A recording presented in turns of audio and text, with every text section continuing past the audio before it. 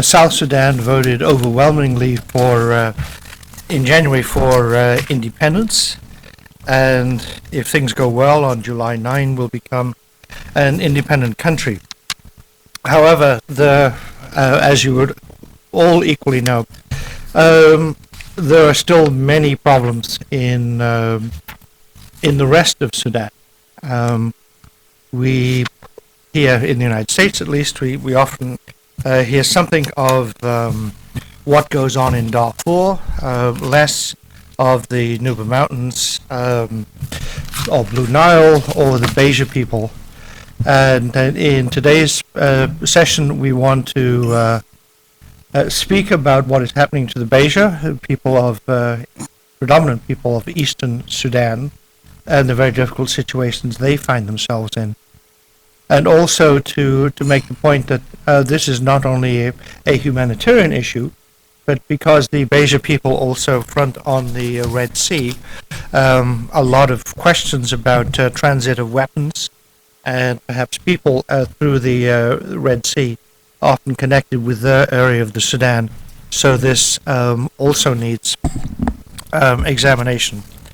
So we have an extremely qualified panel to address these issues. The first to speak, I'll give their introductions. Now there are biographies, more lengthy biographies of each of the speakers on the sheet you have before you, so I'll just be brief in outlining them. Ibrahim Tahir Ahmed, together with Omar Humagimi, leads the Washington, D.C. chapter of the Beja Congress, one of the oldest political parties in Sudan. He was at the Red Sea University teaching there in the Department of Statistics and Population Studies at Red Sea University, and also director of the Beja Cultural Studies Center, till he was removed by the Sudanese government and had to come to the United States. Our next speaker will be Walid Faris, who wears very many hats. Currently serves as an advisor to the Anti-Terrorism Caucus of the U.S. House of Representatives and on the advisory board of the Department of Homeland Security's Task Force on Future Terrorism. He's also Co-Secretary General of the Transatlantic Legislative Group on Counterterrorism, which is a Euro-American caucus. He also teaches at the National Defense University and is a Fox News Channel Middle East and Terrorism expert. With the upheavals currently taking place in the Middle East, it is often commented, why didn't we see these coming? I could refer you to a book published in December of 2010 by Walid called The Coming Revolution, The Struggle for Freedom in the Middle East. So, a very timely work there.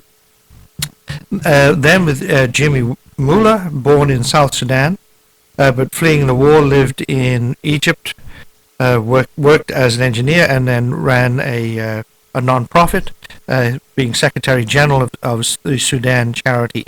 He came from Egypt to the United States, worked as a consultant with a USAID-funded Sudan radio service, founded the Southern Sudanese Voice for Freedom, and he and Omar of the Beja Congress have sought to develop an organization to bring together various marginalized Sudanese groups, including from Darfur, the Nuba, Blue Nile, Nubia, and have formed Voices for Sudan with Jimmy Mullah as president. And then finally, Faith MacDonald, the director of the Religious Liberty Programs of the Church Alliance for a New Sudan, which is at the Institute on Religion and Democracy.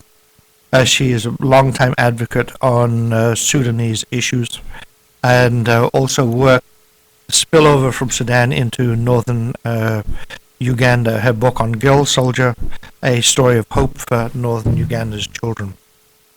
So those are our four panelists. I think we'll have time.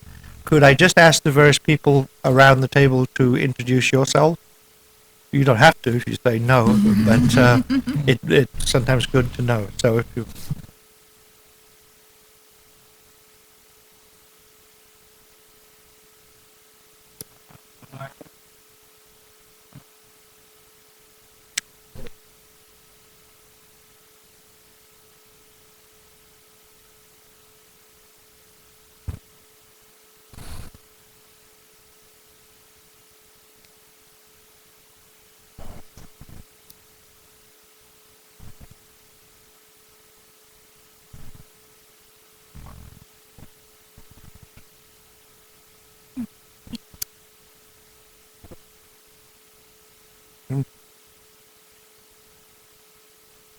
Okay, thank you very much. I should also add an apology from at least one of my colleagues, probably more.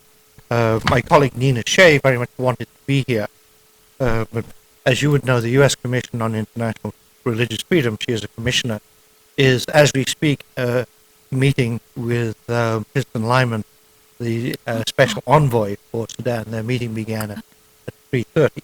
So, unfortunate timing for us, but I hope their meetings go well.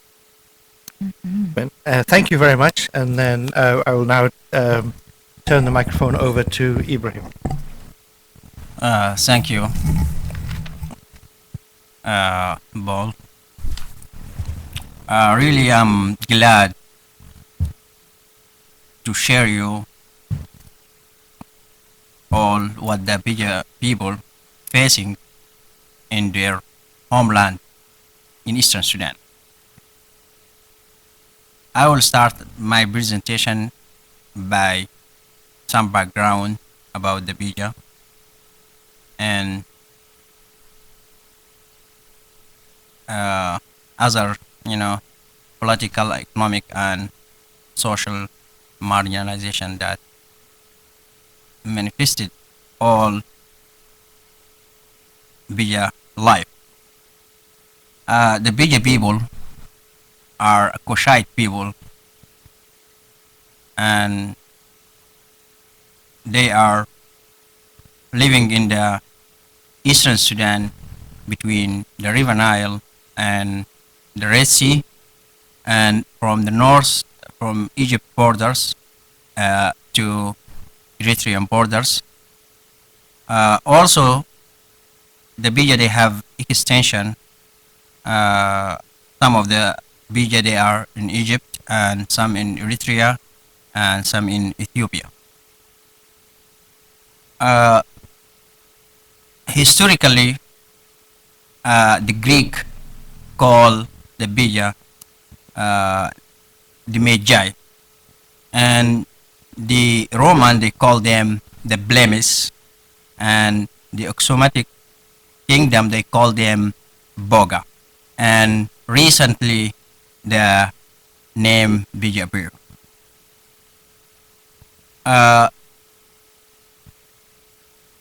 Regarding the Beja culture, the Beja, they have their own distinct culture. The Beja language is a dominant language in the Eastern Sudan, spoken by more than 2.5 million in Eastern Sudan.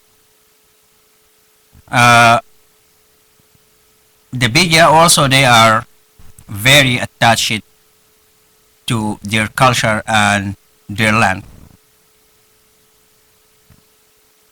Recently, after the independence of the Sudan, the Beja, they start their struggle against the Central Khartoum by establishing Beja Congress in 1958 as a political body calling for the right of the Beja people, the cultural right, the social rights, and the economic rights, as well as political rights. The Beja Congress, as a political body, they start active and strong, and during the 1960 elections, the Beja Congress, they win 12 parliament seats in the most of the Eastern Sudan election. During the third democracy era, also the Beja, they have many representatives in the Sudan National Assembly. In 1994, after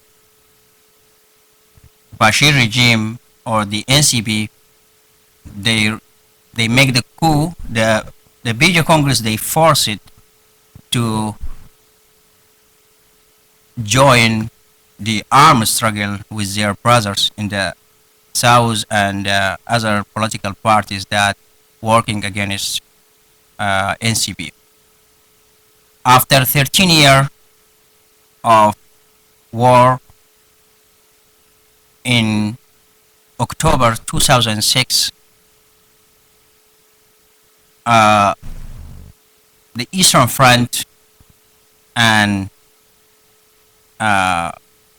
Khartoum government, they signed a very fragile peace agreement in Asmara. But the agreement itself is not treat the root cause of the conflict in Eastern Sudan, because it is not treated the political marginalization of the PG people, and it's not treated the cultural marginalization, the social marginalization, and the economic marginalization. So from the signing of the agreement, the Beja Congress, the Beja Congress follower in inside Sudan and in diaspora, they refuse the agreement and they consider it is a security agreement between government of Eritrea and government of Sudan. As I mentioned, the reason of that, the agreement is not addressing the root cause of the conflict in Eastern Sudan. From 2006 to now, there's no war. But no tension not mean there is no war, because the same causes and the same roots of the conflict is still existing, and also many other factors they appear again after the agreement is, more kind of the deliberate policies that to wipe the Beja from their homeland, is kind of that the resettling of the newcomers and empower the newcomers in the Eastern Sudan. This is maybe can appear in the Kuwait Donors Conference in 2010 December, where the Donors Conference they granted $3.5 billion for development and investment in Eastern Sudan. In fact, this money is not for development. It's not for,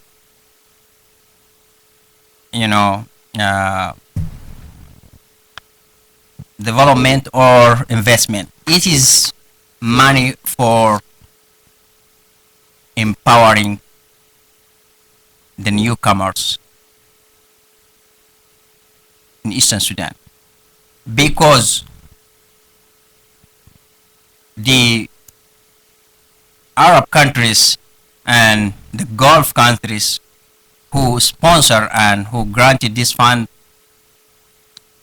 their end goals is that the Red Sea should be Arab Lake.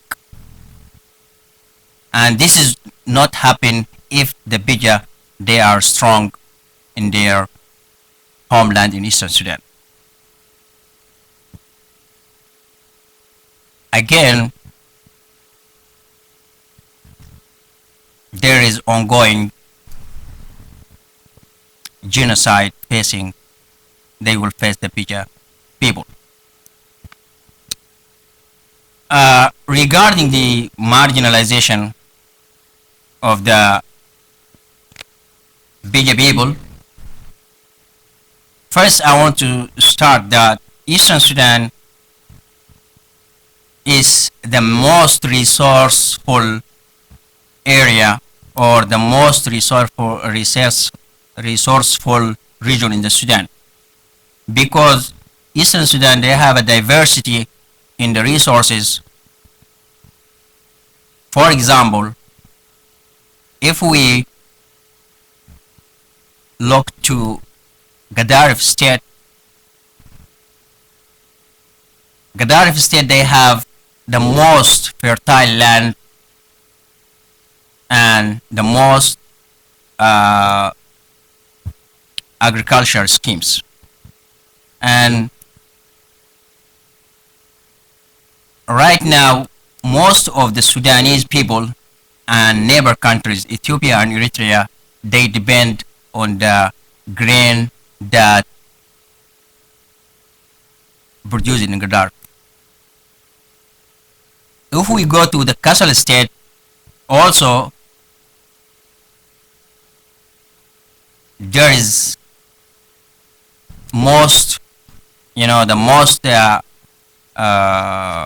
also agriculture schemes, alpha agriculture schemes, delta, gash delta, Blaine, and other areas. Regarding the other state, the Red Sea state, it is considered the most reserve of the mineral wealth in Israel, in the Sudan, because historically the most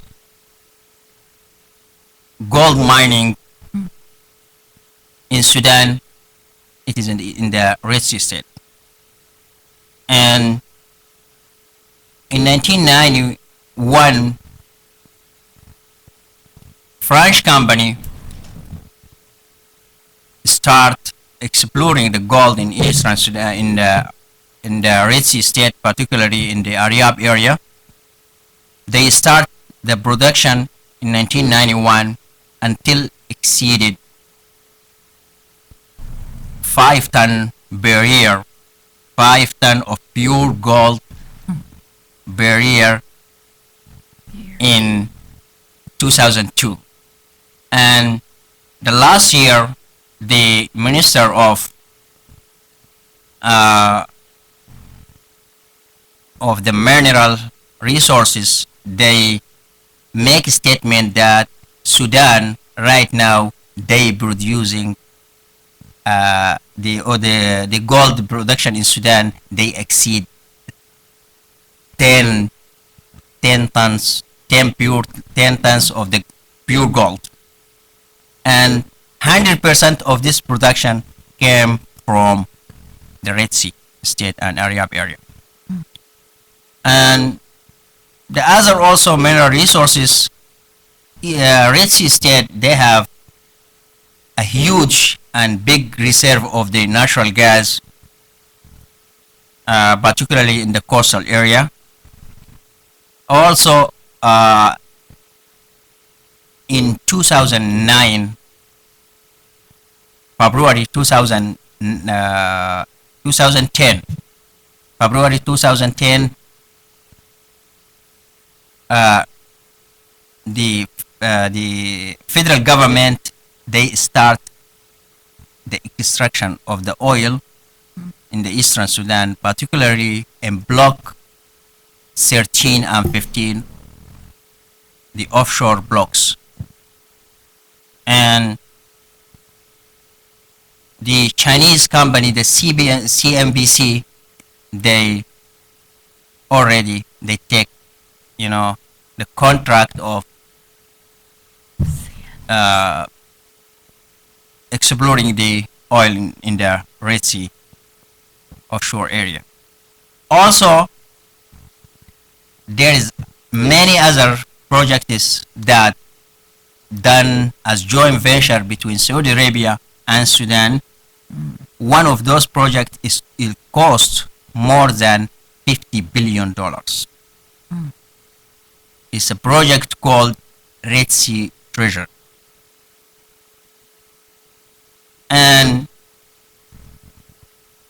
this is the potential of the Eastern Sudan, the economic potential of the Eastern Sudan. And if we go to the other direction, what the Beja people face. The Beja people facing severe forms of political, economic, social, and cultural marginalization. And I will start,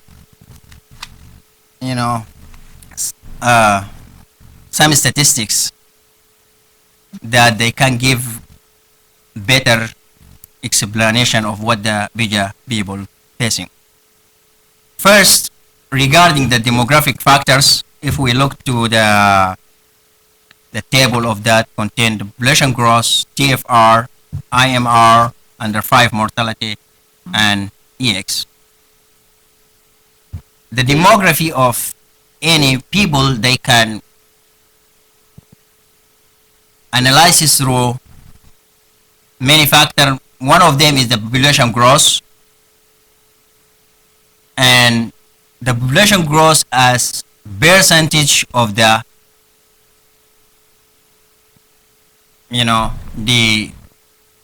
the population increase. So we will find in the Red Sea state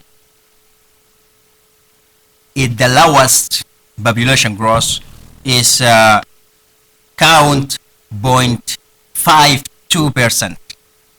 0.52% is that means the population of the Red Sea they growing in percentage less than 1.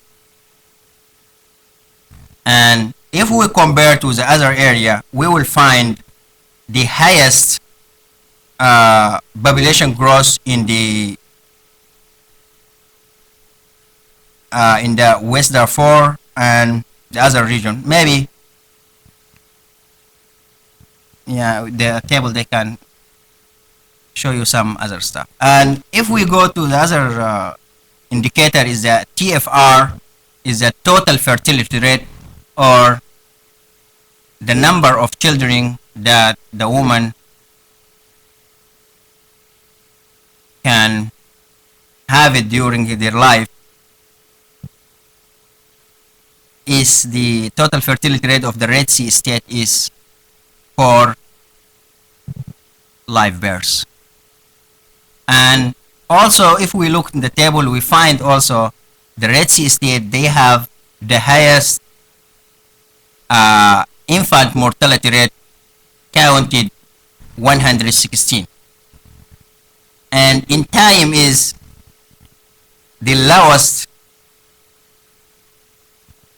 IMR is in the northern state it is 56, and the other indicator is the under 5 mortality rate. And also we find the Red Sea state, we will find the West Darfur, we will find the Red Sea state also the highest, followed by Kassala state, the Red Sea state 165. This is, it is very significant and very,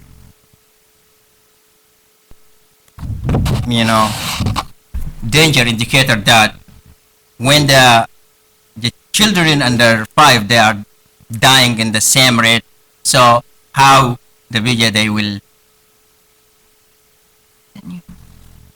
be in the future. So also if we see to the indicator of the EX or the life expectancy at birth, is we find the Red Sea state also they have the lowest rate of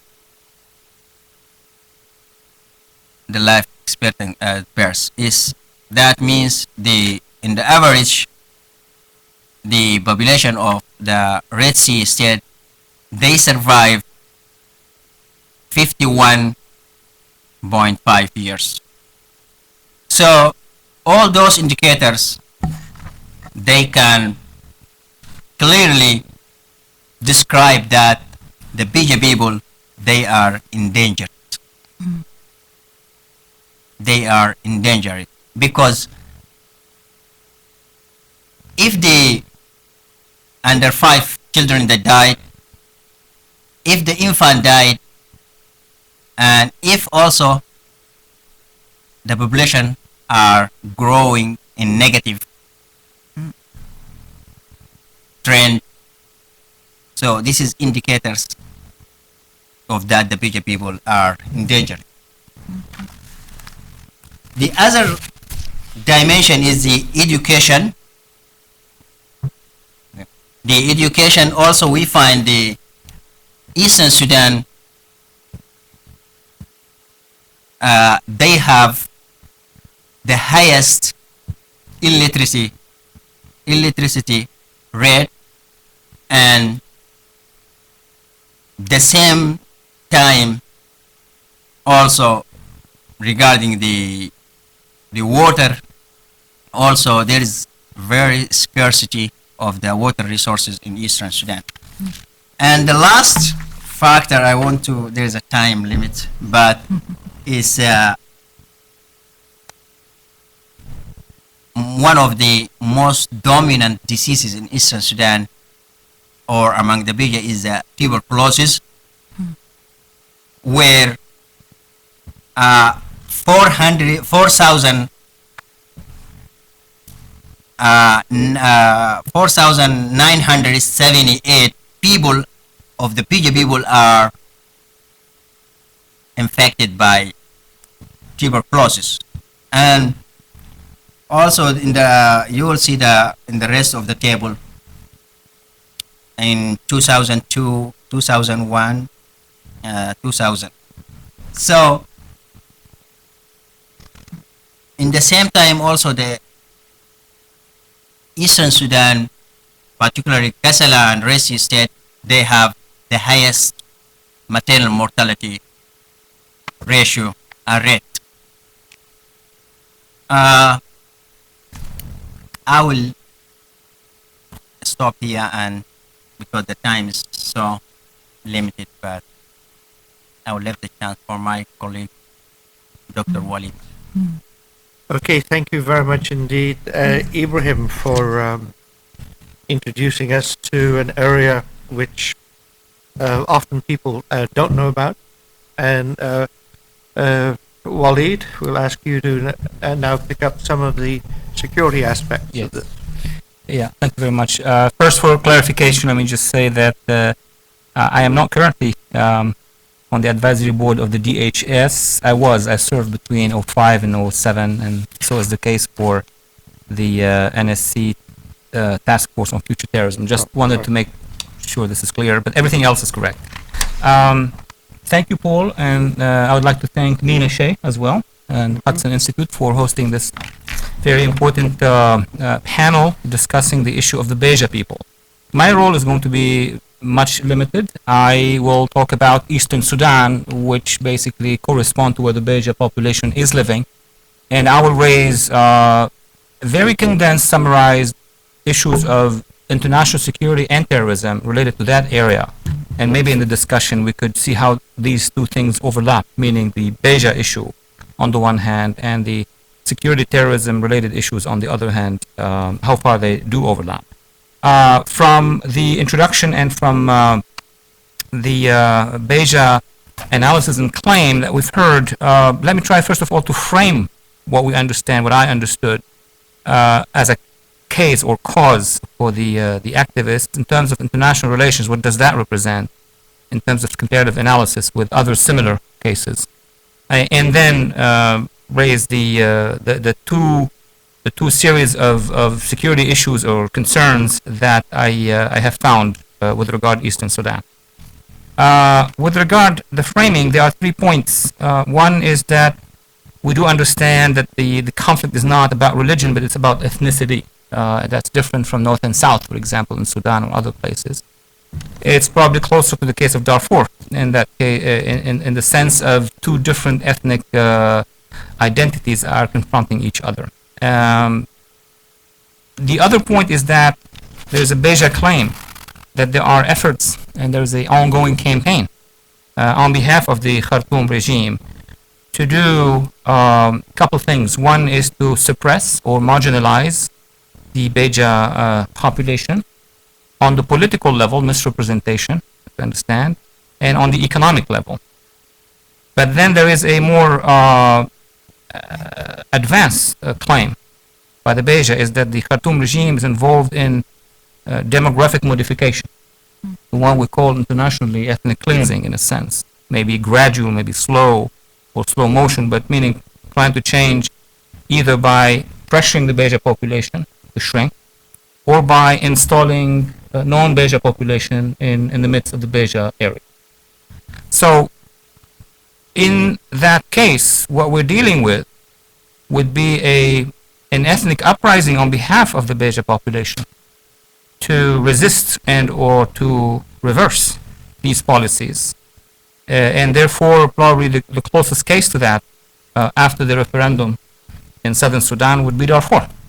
Because, correct me if I'm not wrong, there are 3 or 4 other than southern Sudan cases of ethnic autonomy claim. That would be Darfur, obviously, but that would be also the Nuba Mountains and the Nubians in the north.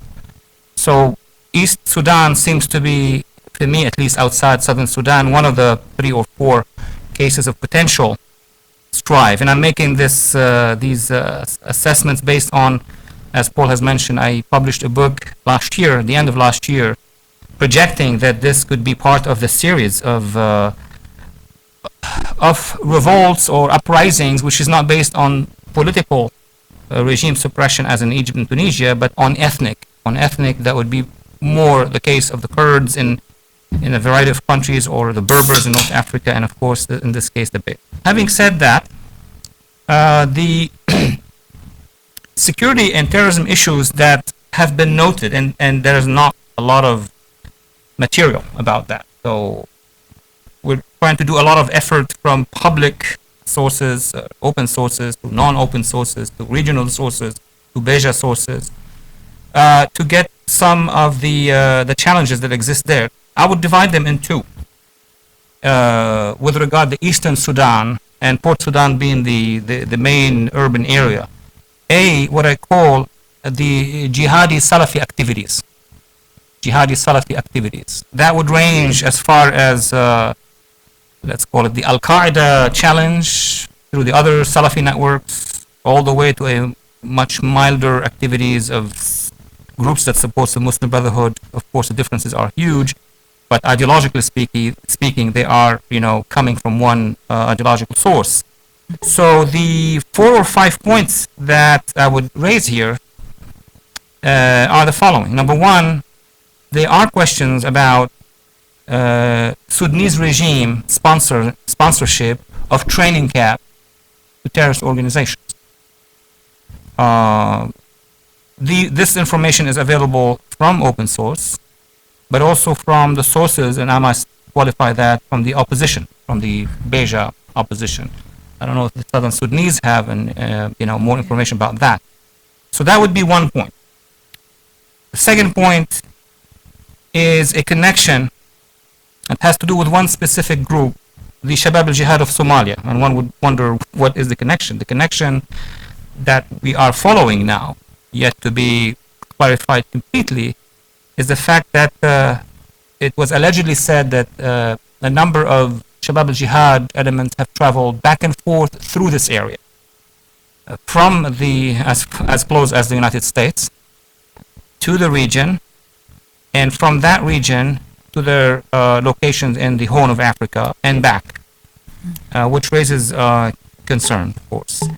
Third, from 2 major incidents that we've looked at, and it was in the media, the alleged passage of weapons along the coast of Eastern Sudan, and the strikes by unidentified planes, fighters, or bombers, destroying a number of these vehicles. And there was an incident also last week that we need to clarify as well in the same area. So the passage of alleged weapons and munitions into that area from the south to the north, with potential destination the Middle East theater, and more specifically Gaza. 4 more recent, not confirmed reports about the use of the area, of this area, during the Egyptian revolution, that would be January and February, as staging points to enter Egypt and release detainees and prisoners, political prisoners, in Cairo and other cities, jails, from the Salafi affiliation. Meaning the staging points were in that part of Sudan. I don't have confirmation or not about the fact if the regime is involved or not, but the networks that have staged these activities were able to begin in that area, go inside Egypt during the time where the police was disbanded or not operational, and bring a number of those detainees. I don't have any information about the future of these people released. Last is an issue of future projection and analysis, meaning depending on how politics are going to go in Egypt, how much influence would the Muslim Brotherhood will have, actually in what direction they're going to go, because all of that is under debated discussion. But if in the next stage of Egyptian politics there will be more influence for the Muslim Brotherhood, and therefore this will raise the issue of the future relation between that influence in Egypt and the and Khartoum's regime, and the implication on to Eastern Sudan. B, and I'm going to go quickly here so we could offer more time for discussion, the so-called Iranian-inspired activities and interest in Eastern Sudan. There's one fact and then a projection. One fact also, open sources media and other reports about Eastern Sudan being the staging ground for Hezbollah network to move inside Egypt during the Egyptian revolution and free a number of Hezbollah members who were incarcerated in Egypt and waiting to be tried or have been processed in the case of Hezbollah terror in Egypt that was there for the previous 1.5 years. And the fact that it was executed, members who have been jailed allegedly went back to that part of Sudan and took a series of flights ending up in Beirut and appearing in the media. So it's not even a lot of intelligence research. They appeared eventually in the media. The projection is on the possibilities of Iranian interest in Port Sudan and in along those coasts, based on the general Iranian behavior in the Red Sea, which is not a secret. After having obtained facilities in Eritrea, and after having been successful in passing ships through the Suez Canal, meaning north and south of Sudan, this influence is now becoming more assertive. Reports from the opposition, but also from private sector analysts working on Iranian influence in the Red Sea, have raised the possibility that the Iranians and the regime in Sudan would be discussing the possibility of Iran having facilities in Port Sudan itself. I don't know if you could add more to that, but these are the projections I wanted to make. So my conclusion is that while it is an area where you have an ethnic conflict going on, it is also an area of great interest, first to the jihadi Salafi networks in the areas in the levels I have raised, and also to the Iranian Navy and Iranian intelligence in eastern part of Africa. And that would conclude my short remarks. Okay, thank you very much for that, Walid. We will now ask Jimmy Muller, Voices of Sudan. Yes, I'd like to thank Dr. Paul Marshall and Nina Shea from the Hudson Institute, and also Faith McDonald from the Institute of Religion and Democracy for inviting me to participate in this panel. I also want to thank the audience for coming and to attend to the panel and the previous speakers. And I did have a kind of a written statement here. I just want to note that Daniel Goldberg, who's been working with me, helped me to edit the presentation. So if you hear some good, good lines, those are the touches that she put on it. So I'm going to talk about the importance of advocacy for all of Sudan, Eastern Sudan, as part of the overall approach that we need for transformation in Sudan. In 2008, Omar Hamad Jini called me and he said he wanted to meet with me. And so we agreed to meet. And he told me that Eastern Sudan is a forgotten area during our meeting. While there is focus on Darfur and Southern Sudan, the population in Eastern Sudan are suffering and nobody is speaking on their behalf. And he asked me if we could reach out to policymakers and to the advocacy community. So following our discussion, I arranged for a meeting with the office of Congressman Frank Wolf, and we also met with the office of Trent Franks, who are members of the Sudan caucus. And then after that, we called for a meeting to form an organization that is representative of all the groups, and hence we formed the Voices for Sudan as a coalition of Sudanese-led organizations that is dedicated to resolving the crisis in Sudan. So we envision a modern Sudan at peace with itself and its neighbors, and where human rights are protected and by the government, and where economic development can also flourish. So one of our initial projects was to highlight the issue of Beja in Eastern Sudan. We approached the U.S. Institute for Peace, and together we organized a panel on the neglected regions of Sudan, and that included the Eastern Sudan, the Nuba Mountains, which is also known as the Southern Kordofan, and the Nubia region, which is far north. Subsequently, Voices for Sudan also arranged for a meeting at the State Department to give the various members from these communities in Eastern Sudan, Blue Nile, the Nubia region, and I was also there from Southern Sudan, just to highlight the conflict in the respective areas. So the panel today gives us yet another opportunity to look deeper into Eastern Sudan, as presented by Ibrahim, and also to look at the recent activities of terrorist activities as Dr. Walid presented to us. So Eastern Sudan, like other many regions, characterized under the geographical north that include the Nuba Mountains, Blue Nile, Darfur, and the far north Nubia region, are among the most neglected regions of Sudan. Political tensions persist in Eastern Sudan despite the signing of the peace agreement in 2006. The indigenous populations, like the Beja, of course, live in abject poverty, as you heard from Ibrahim. Likewise, in the Nuba Mountains in northern Sudan, we have seen a buildup of arms, and recently there have been an incident where like 350 houses were set ablaze by Sudan government forces, and scores of people killed. In the far north Nubia region, there have been clashes between government forces and the local population. This has been a result of the government efforts to construct dams in that area. So although there are varying degrees of the nature of the conflict from one area, these problems are all interrelated.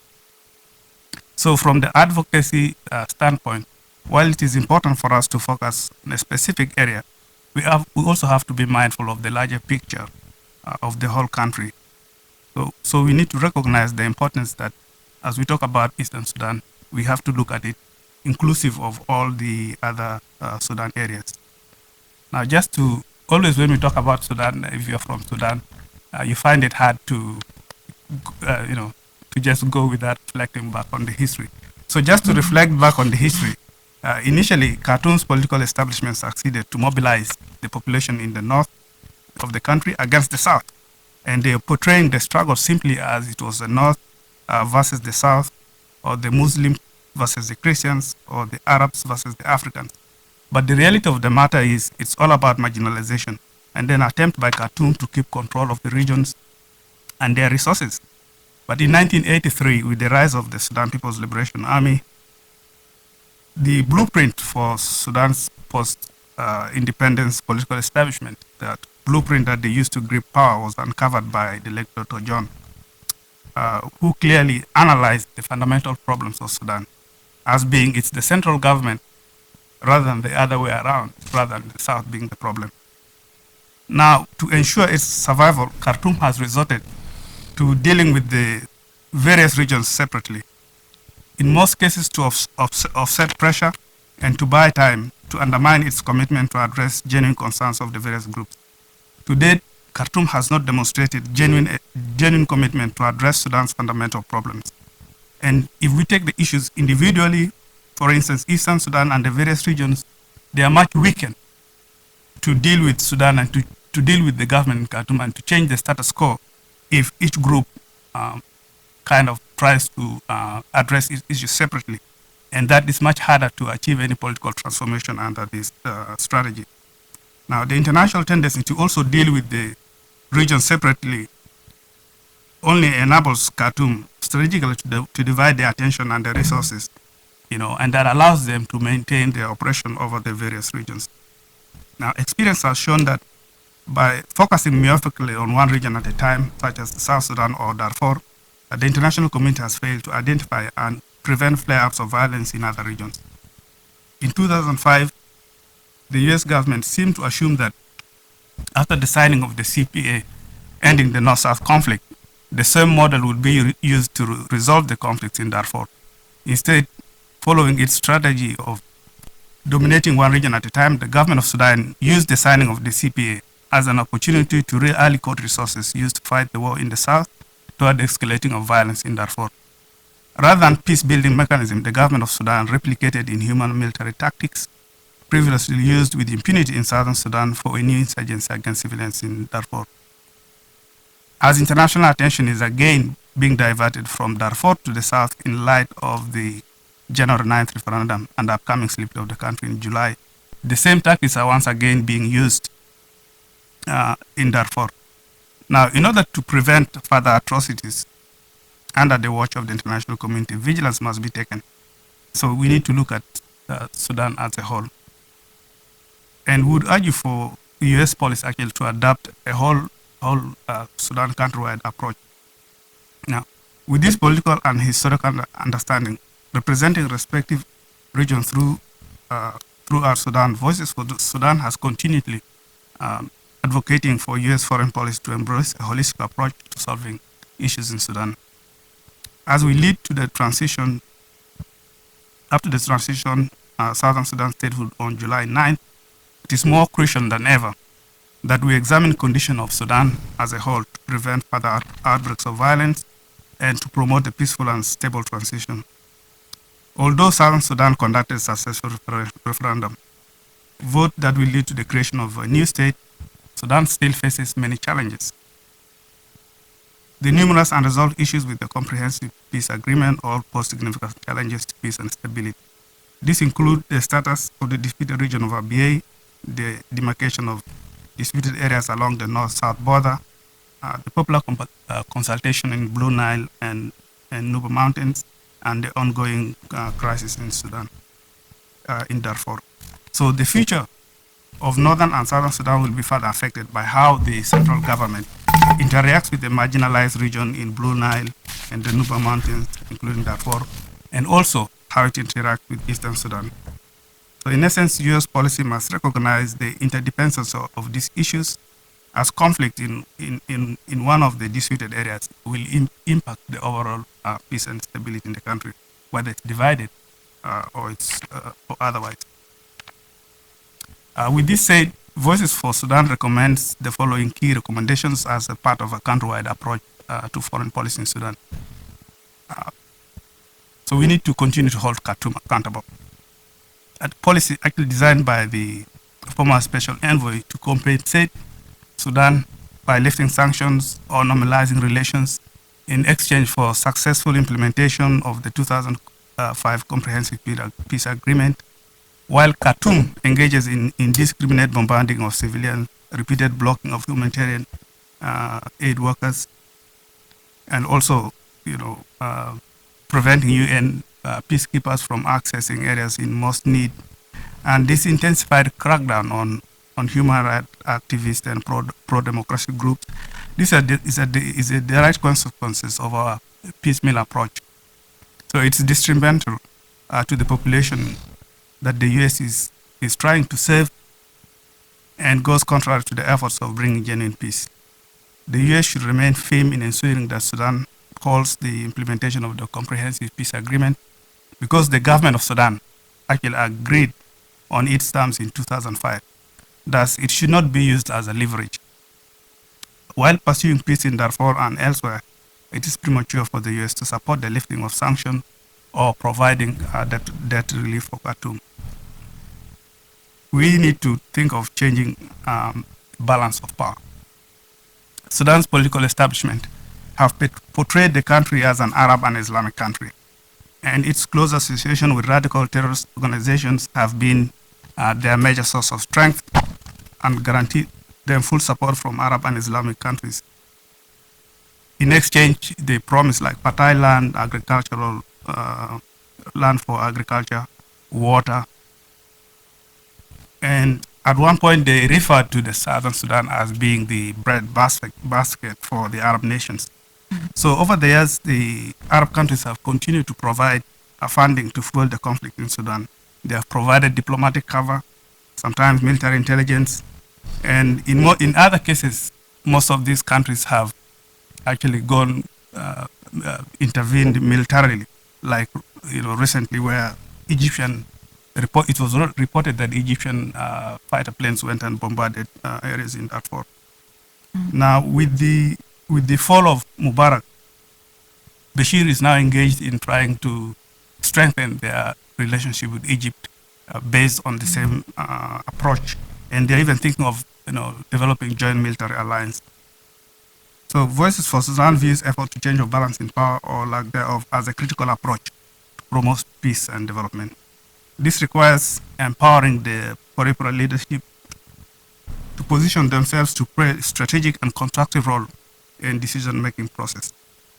Because Sudan has been ruled by this small group of elite, empowering the peripheral and building on links, and also developing understanding among the various regions definitely is very important to offset Khartoum's grip on power. And that would be, down the road, one key way to bring genuine political transformation in Sudan. While it's critical to look at the various regions one at a time, the whole Sudan approach, I think, is crucial to bring into focus the interplay of how events in a particular region of Sudan is a direct consequence of Sudan's strategic policy in coordination with influential Arab nations and outside actors, such as China. Thank you.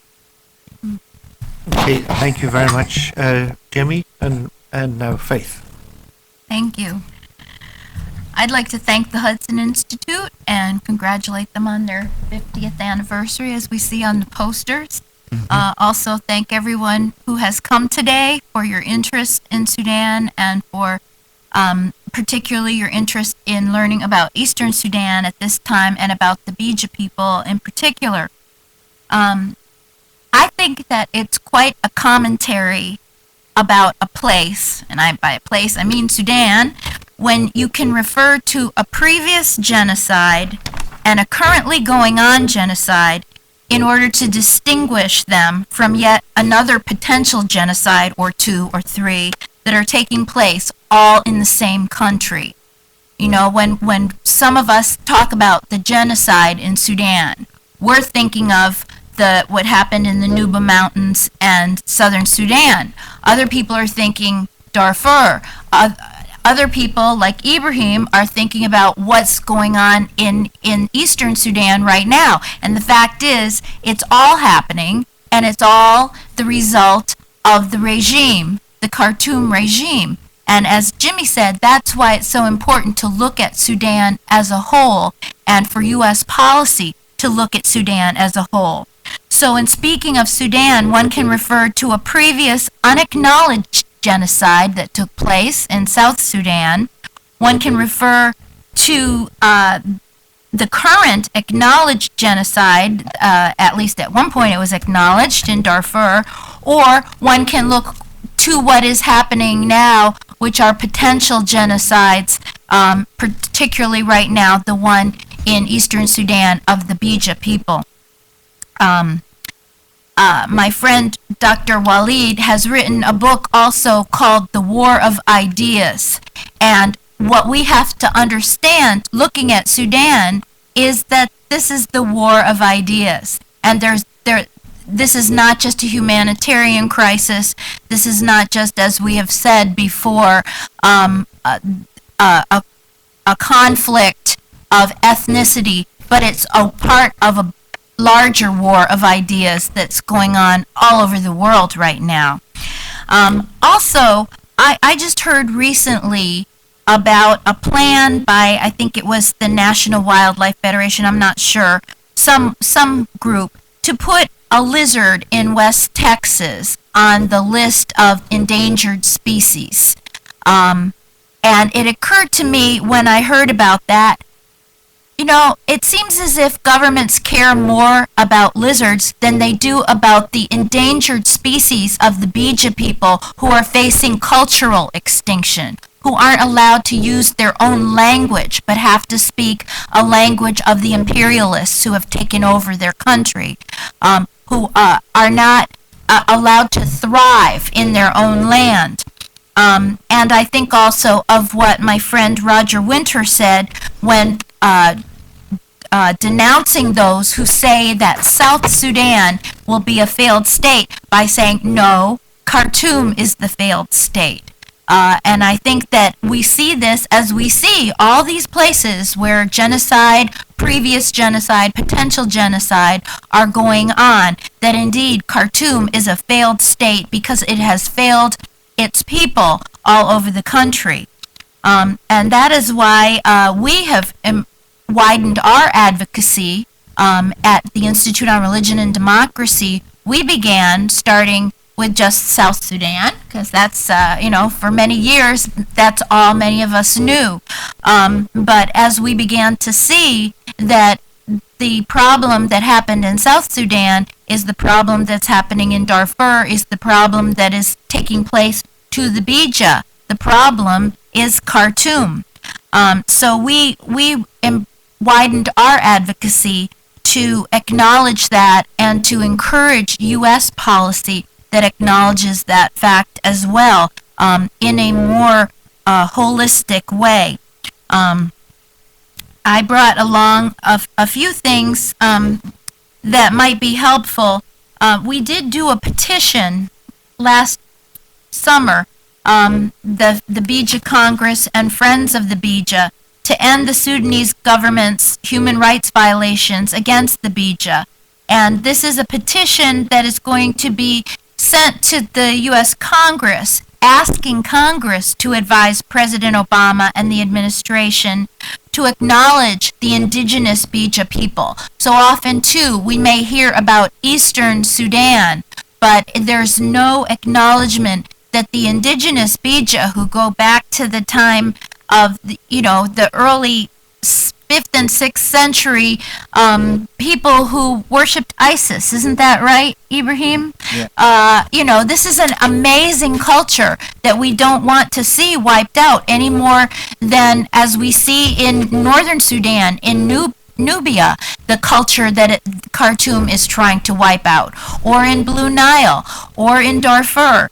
But we want Congress to ask the President and the administration to acknowledge the Beja people with a congressional resolution or other legislative means as a marginalized people group oppressed and persecuted by the National Congress Party, and to provide urgent humanitarian assistance.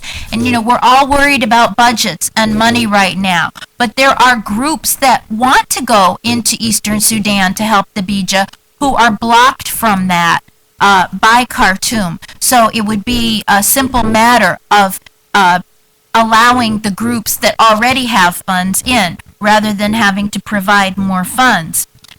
Also to exert political pressure on the NCP government.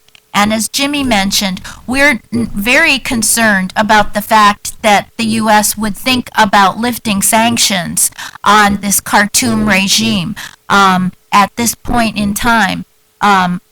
Throughout the years, as we've watched the carrot and stick approach, I'm surprised that that Bashir and his friends aren't totally orange from keratin, from too many carrots, because we've given carrot after carrot to the regime, and not enough sticks. So we don't think that it's time to lift sanctions. We don't think that it's time to take off the terrorist designation, as you heard from Dr. Walid Faris about the potential and actual connections to terrorism, to Hezbollah, to Hamas, the smuggling of weapons.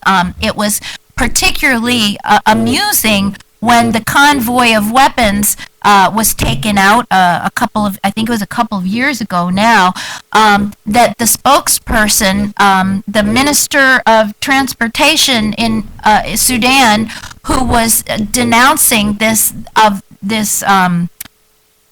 killing of innocent victims, is himself the man in charge of the smuggling. So we need to, really look at this and hold Khartoum accountable. We should also encourage the international community to join the United States in a concerted effort to apply smart, targeted pressure on the NCP government. So there's this petition. If you're interested in it, you can sign it and work with us to encourage Congress. There's many wonderful members of Congress who care about Sudan who didn't have a clue what was going on in Eastern Sudan. So we're trying to educate them on that so that they will have this more wide look, as Voices for Sudan has said, of looking at the whole country and what's going on. There's also a fact sheet here that talks about the struggle of the Beja people and mentions a lot of the facts that Ibrahim mentioned regarding the culture of the Beja, the resources. This is an area, as he said, with gold, other minerals, livestock, fisheries, everything that they could have to flourish as a people, but they're being denied that and living in the most abject poverty and dying of diseases that have been cured long ago in other places because it's Khartoum's agenda to wipe them out. So you can look at that if you would like as well.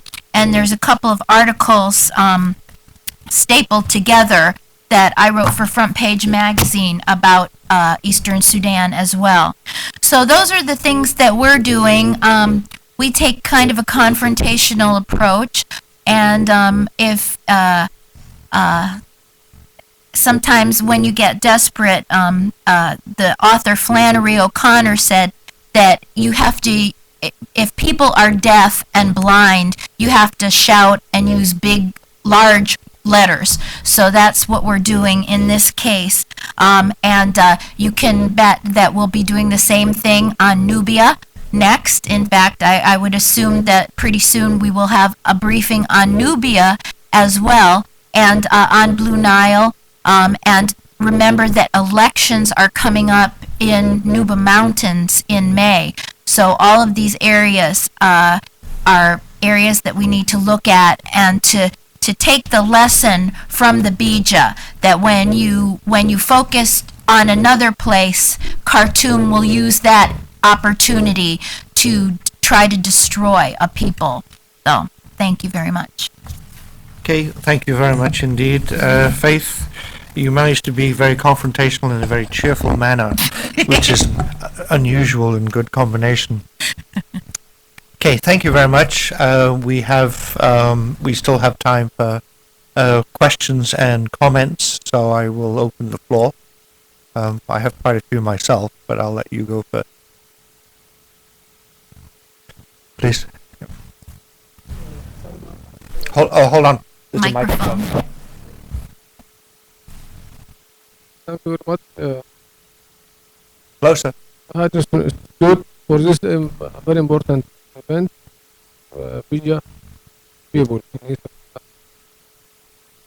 And thank you very much, our conductor, Face McDonald. Okay. For for for by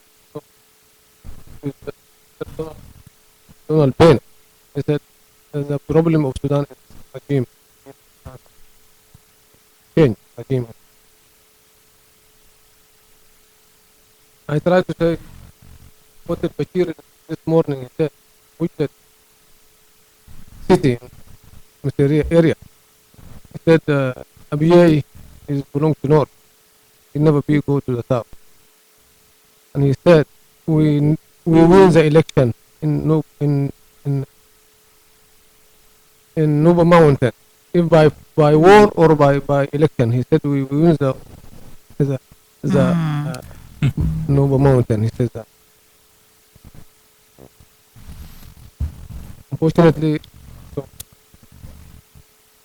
being promised with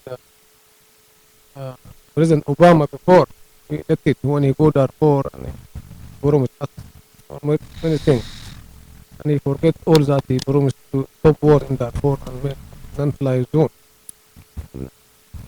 We think that because Darfur is African people, and now how many people being killed in Libya and by Suru Arab pushing this West and United States and make bombing al-Gaddafi regime, and we're facing genocide in Sudan. Million being died in Sudan under this Islamic terrorist regime. We have to think. Thank you, Mr. Ibrahim, for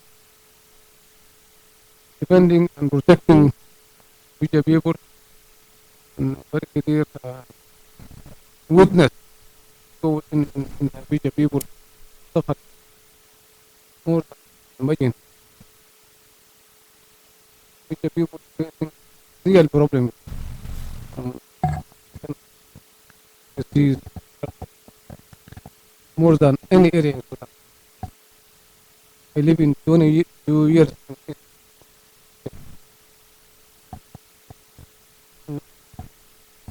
I also live in the Red Sea. I see also Shadi tribe, the Arab tribe, and recently they supporting from Kuwait, Saudi Arabia, and from Qatar and from United Arab Emirates.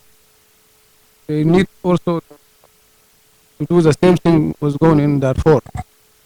They want to remove the Beja people and to bring the land, give the land of Beja. I say the tribe is less than 100 years settled in the east.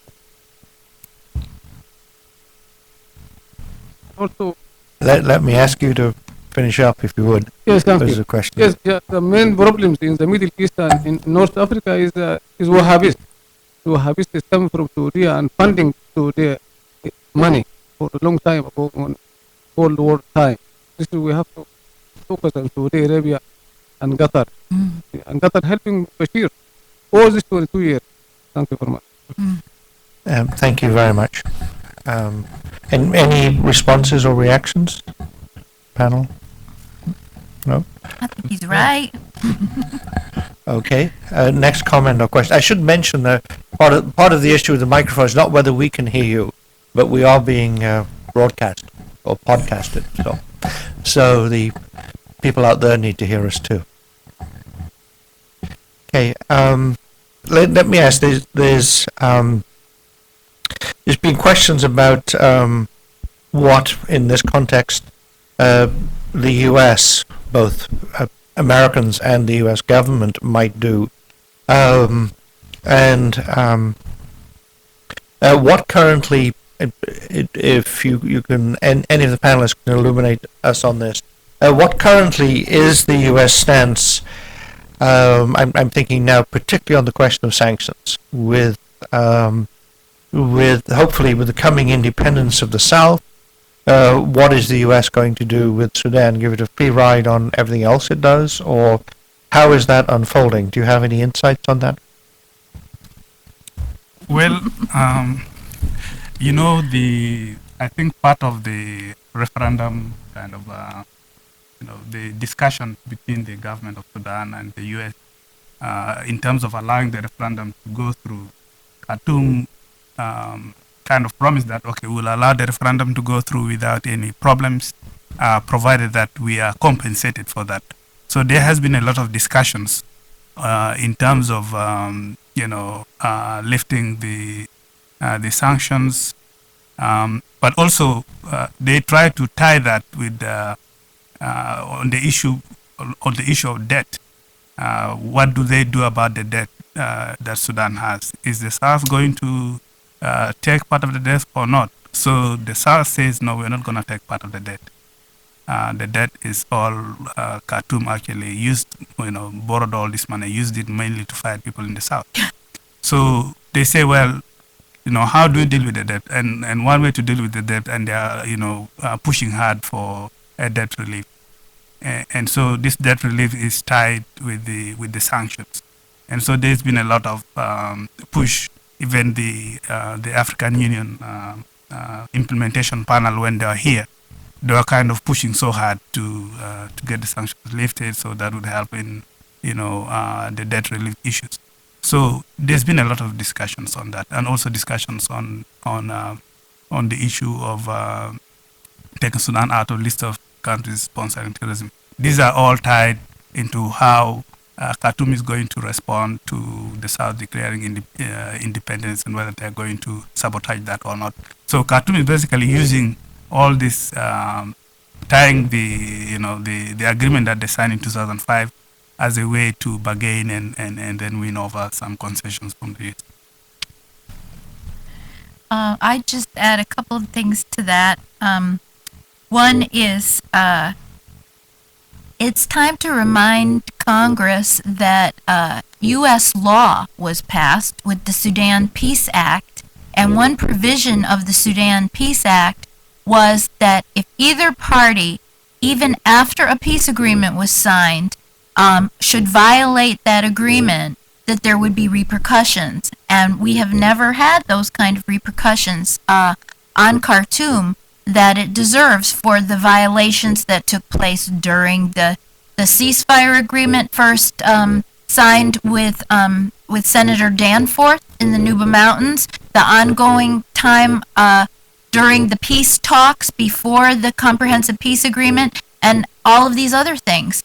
And just because we had a CPA and now a referendum after that doesn't mean that U.S. law shouldn't still apply. So I think that we should remind members of Congress, as the administration is talking about removing the sanctions or the designation on terrorism, that this is still part of the law that was passed in 2002 with the Sudan Peace Act. Okay, thank you. Yeah, just a little shot on on if the fact of the Beja issue or East Sudan are on the agenda or not. That's the real question on the agenda of U.S. policy. Unfortunately, a dose of realism here is needed to understand how we all function. If you look at the other Arab revolts, or the Arab revolts has been happening since the early January, if you go back to the archives, you would realize that statements made in Washington or in Brussels about how bad the situation is were always made after the demonstrations took place. One very, clear statement was about Gaddafi. What we said about Gaddafi after he shot on the demonstrations and unleashed his military force is that this regime has to go because it has been for 40 years persecuting its own people. So the question is, when a foreign policy would change. Does it change when a delegation of NGOs goes and visit buildings here and across the Atlantic, or when the Sudan regime begins to do action against the population? In Southern Sudan and in Darfur, we learned that it's the other way around. It's when, unfortunately, it becomes a hot issue that U.S. policy starts to be interested. So the Beja situation, unfortunately, it seems to me that Sudan understands that it doesn't want to make it into a hot issue because there will be U.S. policy repercussions. So what the Beja population is submitted to now is a cold and phased ethnic cleansing, if you want. So it's not done in a way that we can see demonstrations and reactions and YouTube's playing to us, so we could do reactions to. And I think some of the regimes in the region have understood now that this is the way to handle U.S. reaction. Okay, so that means what used to be called the CNN effect, when CNN still had a large audience, that if people are dying on your TV every night, then there is pressure on that. If I can just add, I don't want to take other people's time, but another area in which the U.S. tends to act, one is what was called the CNN effect. But the other one is, we've talked about this, talked about Sudan as a failed state, and the association of failed states and terrorism, not international terrorism. It's not a one-to-one correlation, but these tend to be breeding grounds, and Sudan as a whole has been. But Waleed, particularly with your comments about using the Eastern Sudan, particularly Port Sudan, as a possible staging area, not only for perhaps Hamas, for Hezbollah, and Iranian and other involvement. Usually the U.S. gets interested when that happens. You have that unfortunate association. If it looks like you produce terrorists, people might even give you aid as well. Do you see any sign of that happening? Well, I think, as you said, Paul, the U.S. will have to. This is a matter of national security. If indeed data shows that either the Salafi networks are becoming very active, or if the Iranians one day, as they did in the Suez Canal, are going to show up in Port Sudan and have a couple battleships getting oil or fuel, then I think that will have an impact not just on the bureaucracies and the government, it will have an impact on the public, on many people who are going to react to that. So that's how I see the benchmarks. I mean, the expert community in both public and private sector knows about these activities, but it's not yet at the front burner, because the other side knows that to make it on the front burner of the U.S. will mean policy. So they are acting very smartly. Okay, thank you. Any other final comment? We can just take one more. Yep.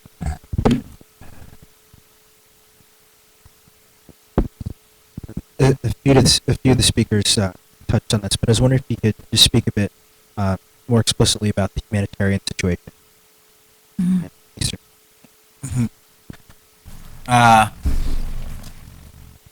The humanitarian situation in Eastern Sudan, there is very severe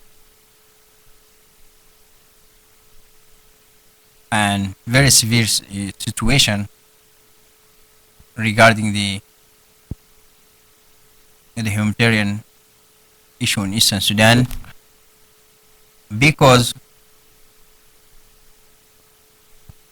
in 2009, when Khartoum they expelled the non-profits or the NGOs from Darfur, already they include all the organizations that are working in Eastern Sudan, particularly Oxfam, GB, Great British, and IRC, International Rescue Committee, and also the other Western or the other international organization. So the reason is that the isolation of the area is part of the regime policy to hide the crime that take place in Eastern Sudan. So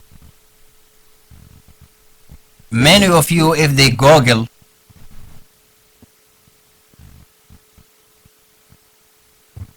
in the website and about the any data about Eastern Sudan, you will find very rare and very incomplete and unrobust data about Eastern Sudan. Because part of the crime is that the isolation of the region. In time, as I stated before, the Beja people, they are suffering from the most killer diseases. Maybe the highest rate of the tuberculosis in the world is among the Beja. It's not just in Sudan. In addition to the spread of the other disease, the killer diseases, and many of you, they know that the tuberculosis is byproduct of nutrition and food insecurity. So, as Mahatma Gandhi saying, one of the Mahatma Gandhi follower asked him, what is the severe form of violation? So Mahatma Gandhi say the most severe form of the violation is poverty. Poverty. So one of the ways that Khartoum used against the Beja is let him die by poverty, let him die by hunger, let him die by disease, let him die by direct forces and direct killing, as it happened in Port Sudan massacre 2005, and where 22 Beja died and more than hundreds injured, and still the shock of that massacre still exists among the Beja people. And if we look back the photos or the poster that about some photos of the victims of Port Sudan massacre. So the ultimate goals of the NCP is that they want the Beja land without the Beja or without the people. Thank you. If I can add a little bit, generally the humanitarian situation all over Sudan, I would say, is there. In Darfur, nothing has really changed so much. Also in the south, after the referendum, there have been influx of people who are really scared of, being in Khartoum. So there has been a lot of populations going from the north, especially from Khartoum to the south, and you just go there and there's no enough, kind of the government and the human rights organizations did not have that preparedness to absorb that capacity. Also in the border regions, the government has incited some rebel groups to kind of incite violence in the areas. So you find there are displacement of populations along the border regions in Abyei and in Upper Nile. So generally the humanitarian situation is there, I would say. Okay, thank you very much indeed for that, and thank you very much to our panel for for me very informative and analytically useful presentations. So thank you very much. The Faith, you had just a reminder, you have a petition, apart from additional documents, you have a petition there which you would like people to look at. It'll be on that side of the table. Yes, I'll just spread them out here. Okay, thank you very much. Could we show our appreciation to the panel? Okay, thank you very much indeed. Thank you. This one.